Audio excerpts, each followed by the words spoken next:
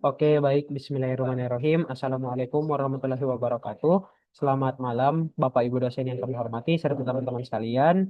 Puji syukur kita panjatkan kehadirat Allah Subhanahu wa Ta'ala karena atas rahmat dan karunia-Nya kita dapat mengikuti presentasi pada kesempatan kali ini dalam keadaan sehat walafiat walaupun dalam keadaan sunyi.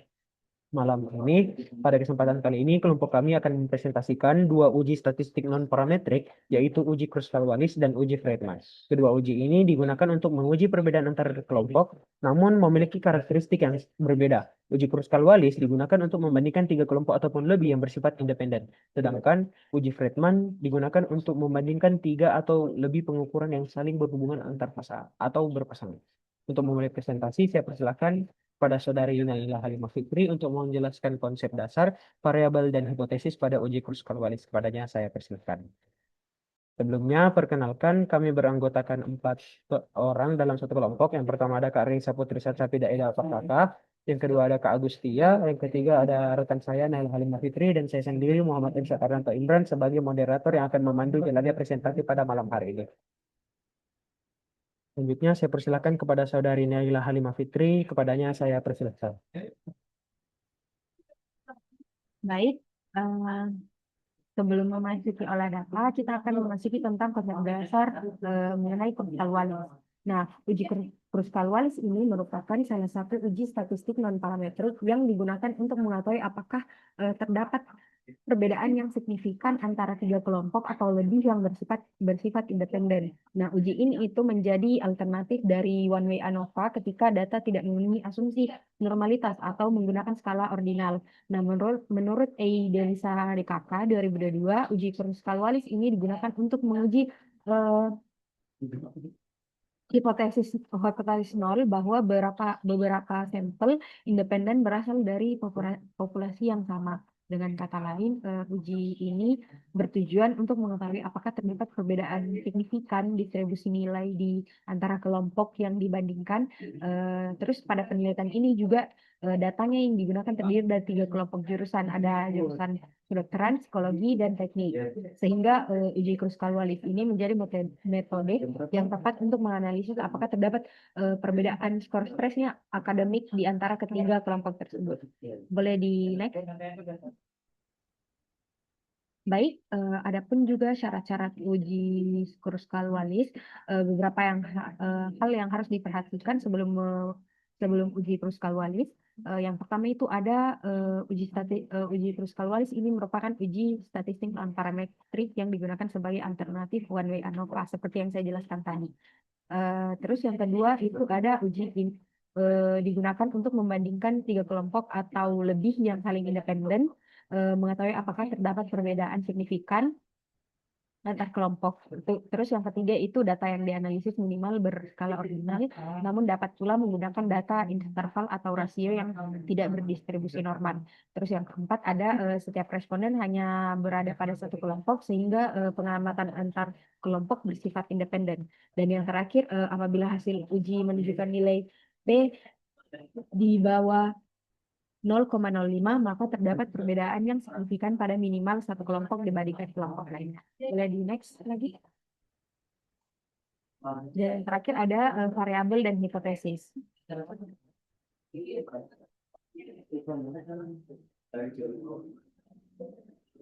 Oke.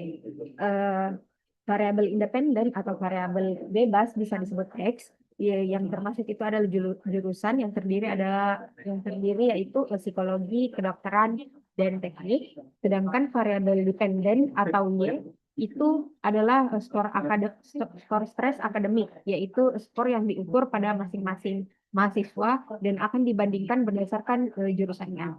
Terus adapun hipotesis yang digunakan dalam uji Kruskal-Wallis ini, hipotesis 0 menyatakan kalau tidak terdapat perbedaan skor stres akademik antara mahasiswa jurusan psikologi, kedokteran, dan teknik. Sedangkan hipotesis A atau hipotesis alternatif menyatakan bahwa terdapat perbedaan signifikan antara stres akademik antara mahasiswa jurusan psikologi, kedokteran, dan teknik. Nah, apabila nilainya ini signifikan atau p-value-nya lebih kecil dari 0,05, maka H0-nya itu ditolak dan HA-nya itu diterima, yang berarti terdapat perbedaan yang signifikan antara kelompok. Sebaliknya, apabila p-value-nya lebih besar dari 0,05, maka H0-nya itu diterima sehingga tidak terdapat perbedaan yang signifikan. Baik, selanjutnya untuk olah datanya akan saya serahkan ke teman rekan kelompok saya yaitu Muhammad Fiksan. Saya persilakan. Oke, baik. Terima kasih atas penjelasan. Jadi, selanjutnya saya akan menjelaskan proses simulasi analisis data menggunakan software Jamovi. Sebelumnya saya share screen terlebih dahulu. Oke, setelah ini kita lihat di bagian sini ada data yang telah kita kumpulkan. Jangan lupa untuk di bagian skor stres akademik ini kita ganti menjadi continuous. Setelah itu, langkah pertama kita membuka menu ANOVA terlebih dahulu. Di sini kita menekan analyze, ANOVA, terus langkah ANOVA. Setelah itu kita bisa lihat, kita masukkan bagian jurusan ini di bagian grouping variabel ataupun variabel X. Terus kita masukkan skor stres akademik di bagian variabel Y. Setelah itu, jangan lupa untuk mengaktifkan normality test. Di sini ada hasil yang telah muncul. Jadi setelah seluruh variabel dimasukkan, kita mengaktifkan uji normalitas seperti yang ada di sebelah sini. Setelah itu, untuk kita ketahui apakah data itu memenuhi asumsi parametrik atau tidak, itu tadi kita mengaktifkan normality test. Nah, setelah itu Jamovi secara otomatis menampilkan hasil one way ANOVA serta hasil daripada uji normalitas yang kami akan interpretasikan nantinya. Nah, sebelum menginterpretasikan hasil utama, terlebih dahulu dilakukan pemeriksaan asumsi normalitas menggunakan Shape-Rogers. Berdasarkan output Jamovi diperoleh nilai Shape-Rogers sebesar 0,959 dengan nilai signifikansi atau P sebesar 0,288 karena nilai P-nya itu lebih besar daripada 0,5 ataupun 0,288 lebih besar daripada 0,05, maka dapat disimpulkan bahwa datanya itu terdistribusi secara normal, sehingga asumsi normalitas itu telah terpenuhi. Dengan terpenuhinya asumsi normalitas tersebut, sebenarnya data itu sudah memenuhi syarat untuk dianalisis menggunakan warna ANOVA, yaitu uji parametrik yang digunakan untuk membandingkan rata-rata pada ketiga kelompok independen atau lebih.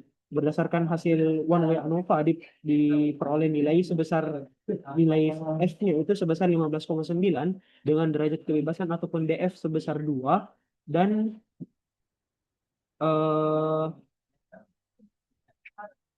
DF kuadratnya itu 17,9 dan nilai signifikansinya P itu lebih kecil daripada 0,001 yang berarti P lebih kecil daripada 0,05.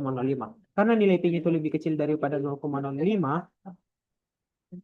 maka hipotesis nol ataupun H0-nya itu ditolak dan hipotesis alternatif ataupun HA-nya itu diterima.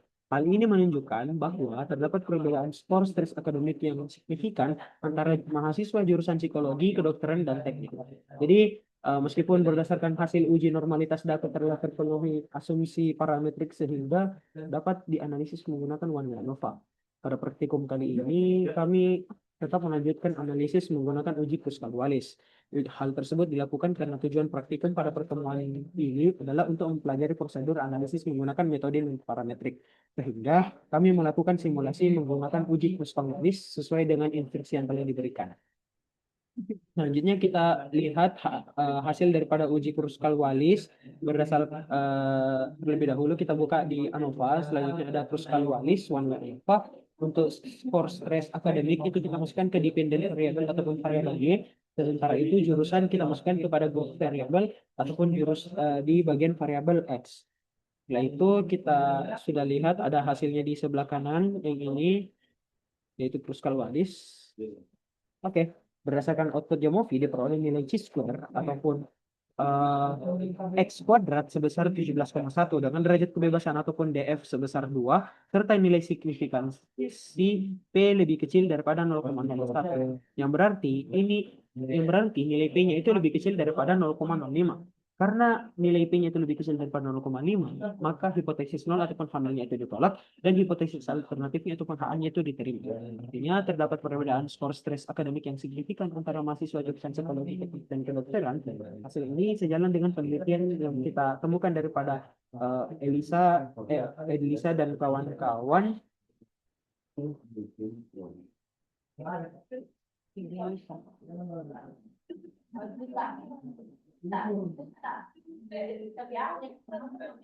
Kawan-kawan yang menyatakan bahwa apabila nilai signifikansi lebih kecil daripada 0,05, maka hipotesis nolnya itu ditolak sehingga terdapat perbedaan yang signifikan antar kelompok independen yang dibandingkan menggunakan uji kristal-Wallis. Dengan demikian, berdasarkan hasil analisis menggunakan Geometri, dapat disimpulkan bahwa tingkat stres akademik mahasiswa berbeda secara signifikan berdasarkan jurusan yang dibandingkan.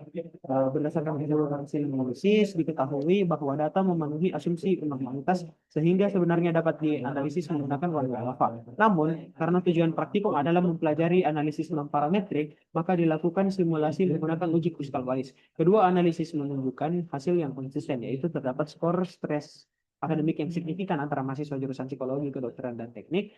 Demikian pemaparan hasil simulasi analisis data. eh, Sebelum itu kita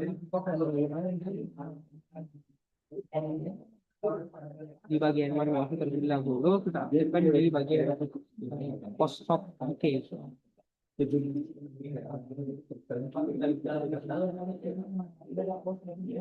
Masukkan jurusan kepada variabel X dan skor stres akademik di bagiannya. Kita bisa lihat pada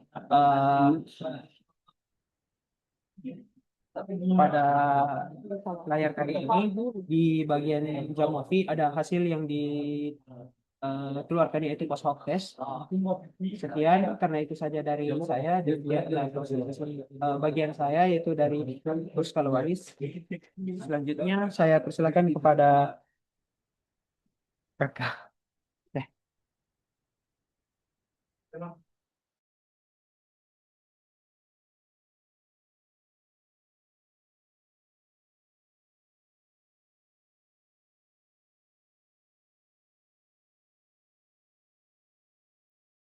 Baik, terima kasih atas kesempatannya. Selanjutnya kita beralih ke uji Friedman. Yang pertama terkait konsep dasar Friedman. Uji Friedman ini merupakan uji statistik non-parametrik yang digunakan untuk membandingkan tiga atau lebih kelompok atau kondisi yang saling berhubungan atau berpasangan. Uji ini diterapkan pada data yang memiliki skala pengukuran minimal ordinal, serta dapat juga digunakan pada data berskala nominal, ordinal maupun interval yang telah memenuhi ketentuan analisis non-parametrik menurut Indah dan Farida 2004. Uji Friedman ini bertujuan untuk mengetahui apakah terdapat perbedaan yang signifikan di antara tiga atau lebih hasil pengukuran yang diperoleh dari subjek yang sama setelah diberikan perlakuan atau pada beberapa waktu pengamatan. Nah, selanjutnya terdapat beberapa syarat yang harus dipenuhi untuk melakukan uji Friedman. Bisa di next.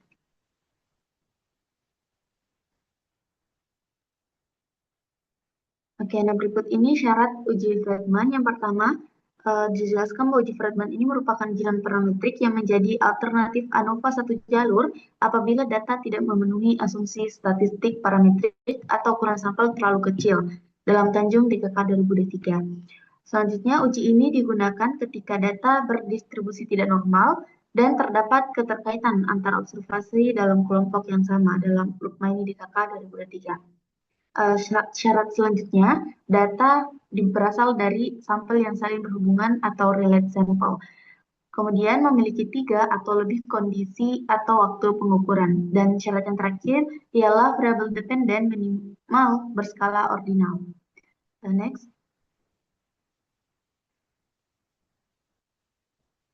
Oke, selanjutnya dilakukan simulasi olah data untuk uji Friedman ini.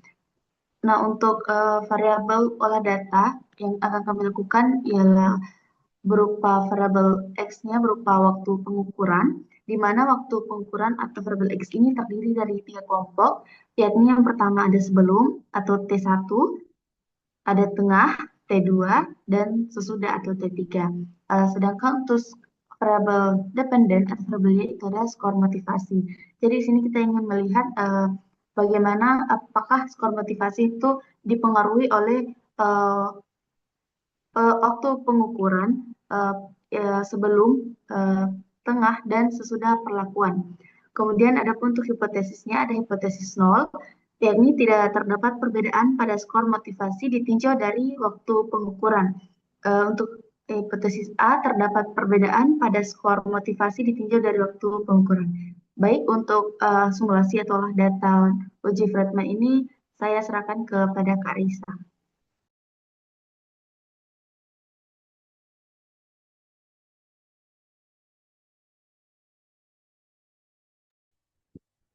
Oke, baik.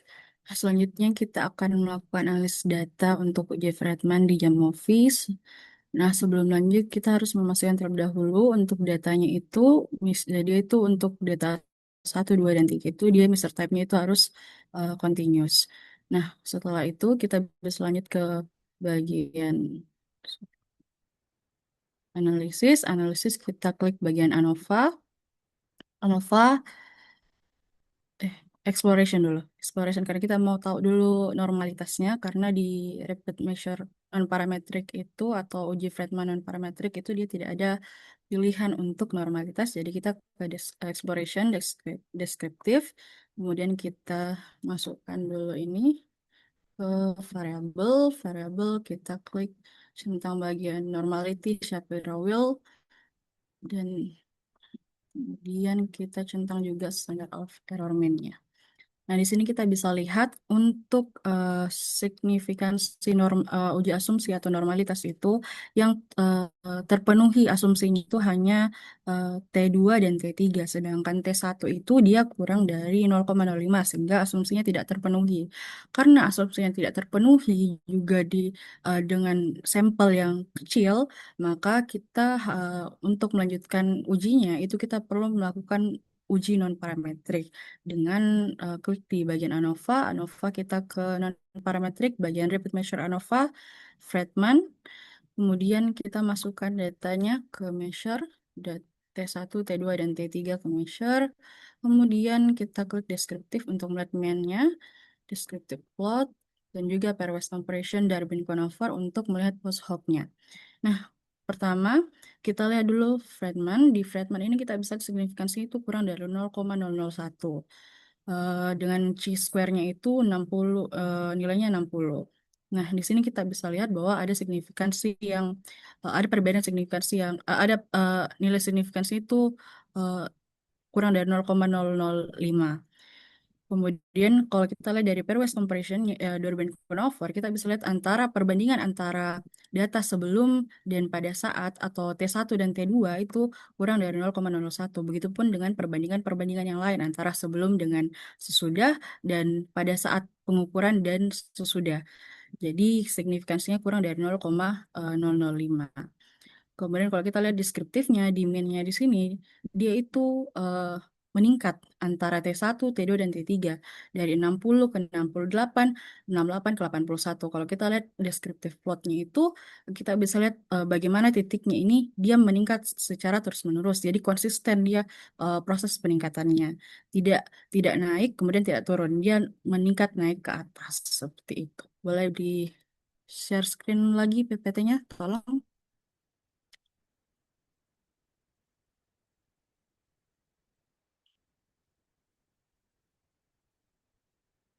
Oke, nah di sini kita bisa lihat dari output-output yang tadi dari hasil deskriptif untuk uji normalitas itu karena T1 kurang dari 0,05 maka asumsi normalitasnya itu dia tidak terpenuhi. Kemudian dari hasil output Fredman atau uji Fredman non parametriknya itu menunjukkan bahwa terdapat perbedaan skor motivasi yang signifikan ditinjau dari waktu pengukurannya dengan signifikansi sebesar 0,0 kurang dari 0,001, jadi P-nya itu kurang dari 0,05. Jadi memang skor motivasi mahasiswa itu dia itu berubah secara signifikan antara sebelum, pada saat, dan juga sesudah. Sehingga dari hal ini kita bisa menyimpulkan dari hipotesis yang telah kita buat, H0-nya itu ditolak dan HA-nya diterima karena ada perbedaan yang signifikan.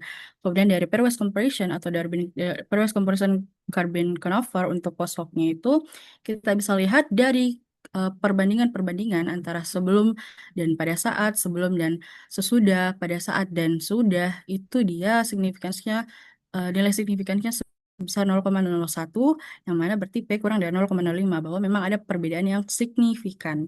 Kemudian kalau kita lihat dari statistiknya, dia itu keterangannya di situ INF. Kenapa INF? Karena dia itu sudah tak terhingga. INF itu singkatan dari infinity atau tak terhingga. Kenapa infinity? Karena eh, nilai nilai nilai standar errornya itu dia sudah mendekati 0, sehingga eh, itu dia infinity, karena kayak tadi yang di bagian apa deskriptifnya dia meningkat antara T1, T2, dan T3. Kita bisa di minnya di sini dia 60 ke 68, 68 ke 81. Jadi eh, perbedaannya itu sangat signifikan dan juga konsisten antara T1, T2, dan T3, sehingga itulah kenapa di bagian statistik itu dia tidak tertulis secara numerik, dia tertulisnya INF atau infinity dengan arti itu tak terhingga. Mungkin sekian, saya kembalikan ke moderator. Oke, baik. Terima kasih atas pembawaan materinya kepada Kak Reza. Selanjutnya saya ingin selanjutnya sebelum saya membacakan kesimpulan, saya akan menjelaskan sedikit dulu terlebih dahulu tadi mengenai tentang post hoc 2K sebelumnya. Kita bisa lihat di sini untuk hasil daripada geografi. Jadi ada post hoc bias. Jadi saya interpretasikan sedikit saja. Selanjutnya setelah itu kita lanjutkan uji analisis lanjut menggunakan post 2K post hoc untuk mengetahui pasangan kelompok mana yang berbeda secara signifikan.